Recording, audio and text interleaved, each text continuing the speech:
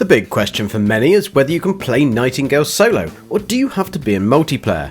There's been a fair amount of confusion over this topic, but Inflection Games have now clarified that despite initially designing certain aspects of Nightingale for multiplayer, you can play the game fully solo if you prefer, and you won't miss out or lose any content.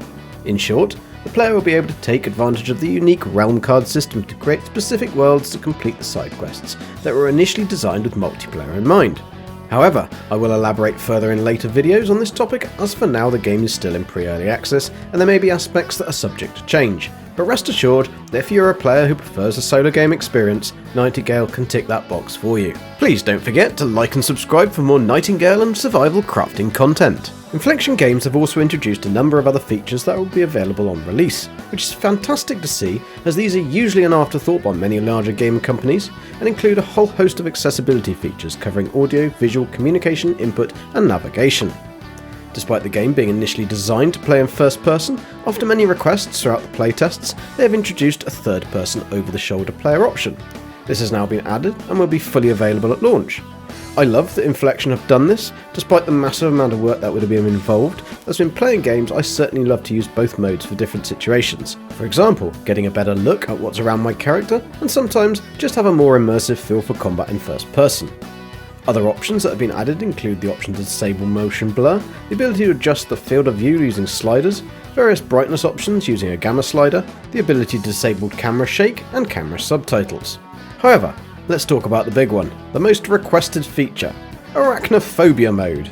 For those of you who dislike the 8-legged variety of creatures, you'll be pleased to know that once you activate this mode, it'll remove all legs from spiders and scorpion creatures, and replace them with wings. However, the creatures will retain their original audio, so please bear that in mind.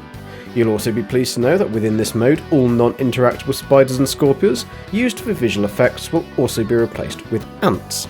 The audio features added introduce sliders so you can adjust the overall sound mix, the sound effects, the music, the dialogue, voice chat and player emotes. Plus you'll have the ability to reduce the player breath sounds when tired or low stamina. This is a little bit of a niche option, but I guess we have a load of heavy breathers. As Nightingale is designed to be a PvE, player versus environment survival crafting game that can be played with up to 6 players in a single co-op party, Inflection have added some very useful communication tools, including party text chat, you'll need a keyboard for this, and party voice chat. This can be set to push to talk or voice detection, and will work regardless of whether players within the party are in different realms or proximities. This also comes with a mute option, just in case.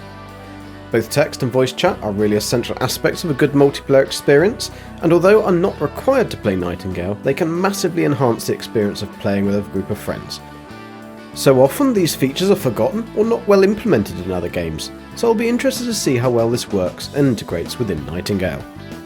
Emotes have been added, and although they'll be limited, they're always fun and great for making edited content or taking game images. Although, at the moment, there is no photo mode within this game, but it may be added at a later date. Aside from all these fancy niceties with sound and visuals, one of the most important features of any game is the ability to easily navigate the controls and adjust to your individual playstyle. Personally, although I play on PC, I dislike using a keyboard and mouse for gaming and therefore prefer a controller.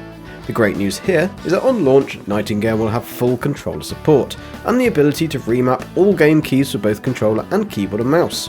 This is awesome and I'm so happy to hear this. Mouse and controller joystick sensitivities can also be adjusted in the setting menu, as well as the adjustment for controller dead zones to avoid controller drift, and the ability to invert the XY axis for both controllers and keyboard and mouse setups. A nice feature is the addition of an auto run toggle and a crouch toggle. Plus you'll be able to hold to chop, attack or mine instead of having to spam the button for each action.